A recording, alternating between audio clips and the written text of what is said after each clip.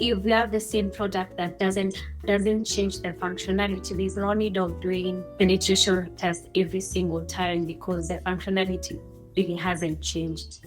So unless there's improvement of the system, that's when we do penetration testing so that we can be able to establish potential vulnerabilities.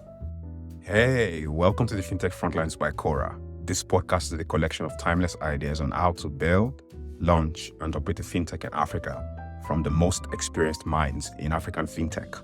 In this episode, Felister Paul, the QA leader at Solutech Limited, extensively discusses strategies for testing the product to ensure it doesn't contain flaws, bugs, or loopholes that cybercriminals can exploit.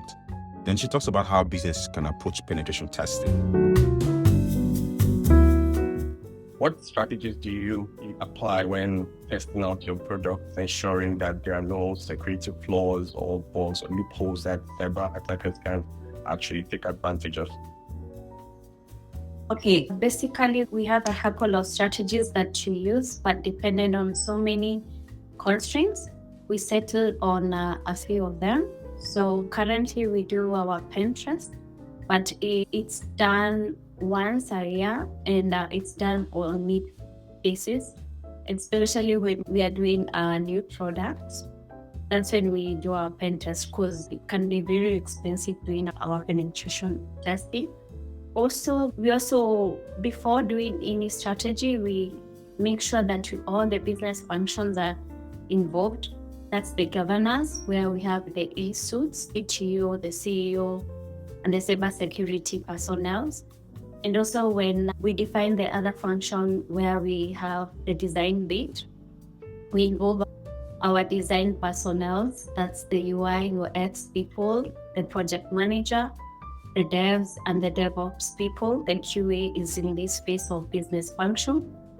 And also when we are doing our implementation, we also make sure that the security personnel is involved and the developer so that they can be able to do code reviews after implementation.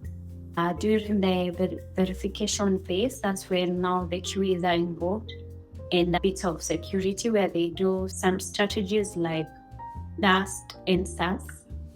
And during the operation bit, that's when the main operation of the organization is involved, where the business owners get to decide and see the flow of the application.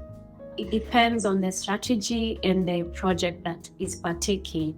So if it's a new product, we use penetration testing. It's for other existing products, we use Dust and SAS. We don't partake in strategies like bounty because of the expenses, because these are external security researchers who basically are involved in trying to access the application vulnerabilities. So it's quite expensive. And since we are past the level of a startup, but we also check the budget in hand. We have other kind of frameworks, team and the blue team. It's also very expensive and we don't really focus on it as much. But in our organization, we really focus on Dust, pen test, and as a whole. Okay, that's interesting. I know you talked a little bit about penetration test, but can you give us more insight on your approach to your penetration test, right? So basically, I was explaining when we do it, because of the product that is in hand. Let's say you've been given a project and it's new. That's when we do penetration testing because it's quite expensive to do it. I don't know, in different markets, they have a different budget, but in our current market, it's expensive to do it every single time. And if we have the same product that doesn't change the functionality, there's no need of doing penetration test every single time because the functionality really hasn't changed. So unless there's improvement of the system, that's when we do penetration testing. So it depends on when changes come in so that we can be able to establish potential vulnerabilities. So we use different tools that are really used by the security expert. And for QAs, we just analyze the data after the security has been given by the security board has been given by the security personnel. Okay, that makes sense. That makes a lot of sense. Just one thing that you've also talked about, which is the budgeting, which is very important because our focus is mostly on startups. Budget is going to be very important for them. They might not be able to acquire all the necessary tools that are out there to ensure their security. But at the minimal, how can you ensure that your QA engineers are security conscious, whether in their testing or how they're doing their performance tests or how they're doing their functional tests? How can you ensure that they're security conscious? Okay, one, we usually have a sit down with the security personnel, or rather, I'll say the security expert. They give us training and awareness on different practices, emerging threats, security coding practices or principles that is really more when it comes to different types of tests, maybe it's automation and for developers. And after training and awareness of the key pointers for us to check when we are doing the integration for different processes, when it comes to the CI/CD pipeline, they also, some scripts are run or written rather in collaboration with the security expert and some of the QA so that they can be able to run through the CI/CD pipeline. It depends on which platform we are using and which are comfortable with. And also, the security checklists that are usually written before, or rather the first stages of development. That's when we are doing the design, where we sit down, depending on which framework of technology you're using, if it's shift right or left.